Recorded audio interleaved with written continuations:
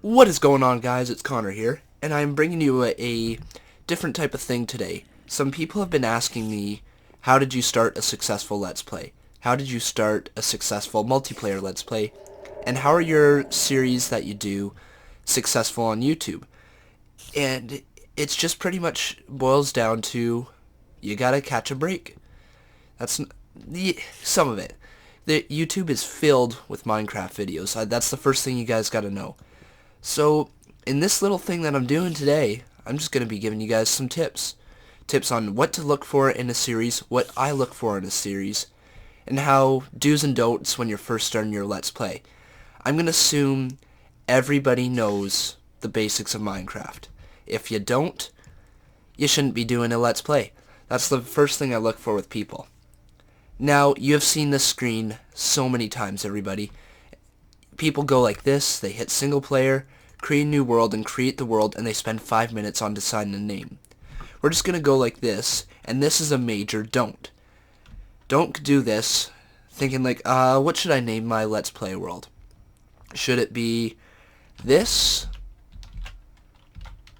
Should it be that? Or should it be something else? Just for the heck of it, people decide on this name in front of their audience, even though they're never going to see the name of the world again. That's a major don't, because the first few minutes of your first episode are the most important. I happen to be lucky. When I started my Let's Play, it was terrible from the start, and for about the first 10 episodes, it was not very good. But look how long this takes. This loading world, it takes forever, and now you're in a snow biome, and people are like, okay, cool, I see you, but I wanted to see it from right here. So your very first don't, and this is a major don't, it's just don't start right from the beginning. Don't show people the whole way of you creating your world. They just want to see you play the game. So if you can take that into account for your very first Let's Play right from the start, don't show them the loading screen. Don't show them stuff like that. You have immediately captured about half the audience's attention. The next thing you don't do, that you do not have too many items. This is a huge don't, guys. Don't have too many items. Even if you're hiding it, it's not right. You're cheating. This is considered cheating if you have too many items. So do not have too many items when you're starting a Let's Play world. The next thing you want to look out for is just for saying stalling words. You don't want words like, things like that. You don't want those in your Let's Play. They stall the attention of the audience. They make you sound not confident. And that's just the thing. People don't mind silence on YouTube at all. They don't mind hearing you just think about what you're going to say. Sure, you don't want to go silent for about an extended period of time, but just for the fun of it, I'm spawning a sword right now. They don't want to hear you go silent for the extended period of time. They want to see you play the game. They don't want to hear you think about what you have to do. They want to make sure that you know what you're doing so they feel a part of it. And that's the one way that you get to connect with your audience, which is the next big thing that is a do for this. You want to make sure you connect with your audience. If you can talk to them, if you can take suggestions from them, little improvements on how to improve your series, it's going to go a long way with gaining a loyal subscriber. And I know you guys look at my channel who are watching this video and see that I only have like 350 subscribers, and you must think, well, you're not really big on YouTube. No, that is correct. I'm not big on YouTube. In the grand scheme of things, people compared like Etho, Vintage Beef, Pause on Pause, Good, like big people like that, Seth Bling, all them. They're huge. Those guys are huge. They're considered the top on YouTube. Rooster Teeth is another one. Yeah, those guys are considered top. I am nowhere near the top, and I accept I'm not going to get there overnight. But people can see that I put hard work into my series, and that way they feel that they like the series as well. So you got to connect with your audience, make them feel like they are playing. Now, you saw the lag there. You saw the lag that I just went. If you don't have a computer that can run around, like I'd say 20-25 frames per second on average, then you're not going to make it anywhere on YouTube. I'm going to tell you that right now. I struggle with lag. I do. It doesn't mean you can't play. It just means that your quality isn't going to be as high top priority as some of the other people that run flawlessly. Now, if you do have a good commentating voice and you just need to know what you're thinking of doing from the start. If you're going to be focused on Redstone, you're going to be a comedy person, who knows? But you need to know that. Everybody else watches different YouTubers for different reasons. Sure, you'll attract some with comedy, but if some people enjoy like the actual physics of the game, all the little do's like mining and all that, then you're going to lose a bunch of the audience that you watch if you don't incorporate that. If you kind of understand what I'm saying, you just want to be broad in your audience if you want to make a good Let's Play series. If you're all about comedy, that's great. That is awesome. You have something that not a lot of people have, is natural comedy, to be able to talk to yourself and pretty much make other people laugh. That's a huge skill trade. It really is. But if you want a successful Let's Play, you need to incorporate comedy, but knowledge of the game as well. It's not saying you're going to make it big, for sure, if you can do all these things. But it certainly means that you'll have an advantage over somebody else. So that's pretty much all that there is for basics. You need to know your audience, know what you're doing, and just stay away from doing little things that bug people.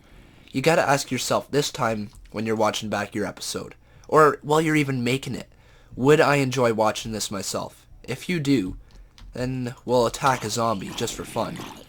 But if you do enjoy, like you could see yourself having this, like watching this series for yourself, then you might just capture a few audience members. And that's the big thing right there. If you can see yourself watching it, there's bound to be somebody else out there. Hopefully this is good beginner tips, guys. I'm going to go into some in-depth stuff eventually. Maybe not this episode. It's not really an episode, actually, to be honest. It's more of me just talking, giving people tips instead of just messaging everybody who messages me saying, yep, this is the tips that I'm giving you. Instead, I'll do it all broad. Want to make sure that you can make yourself, like you can see yourself watching that same video. If you can't, stop recording. That's pretty much all I got. Do not release a bad first episode. So I guess this is me kind of just saying the first episode means everything. It really does. If you look at everybody's first episode on Minecraft, it's usually one of their most watched episodes because people want to watch from the beginning. If you get to there and you don't notice people that are watching it or anything like that, you might want to start over. It's not going to happen overnight, but if people dislike your first episode, you're not going to see a strong following through all your other episodes. You're not. It's just plain and simple. Sure, you may get a bit of a following come your third or fourth episode, but those people watching those third and fourth episodes are going to watch your first one, and then they may make their decision if they want to subscribe to you or not. Also, if you don't put out a good first episode, it leaves a bad taste in some people's mouth. Like, I got a second chance when I started on my multiplayer server, and that's pretty much like my main focus right now, is because it is a really good series right from beginning, because I had experience in knowing what to do. So, one tip before I leave you guys on what to do if you want to be good at commentating and have a successful series on YouTube is start recording some videos on your own. Just in private. You don't have to upload it to YouTube or anything like that. You can just upload to your own computer pretty much. Publish the video, see what it would be like to watch it back, and listen to your commentating styles. Take some notes on it. I wish I knew this from my beginning, but hopefully I'm helping some people out. And if you don't start that series right on YouTube right away if you have no experience on what you're doing.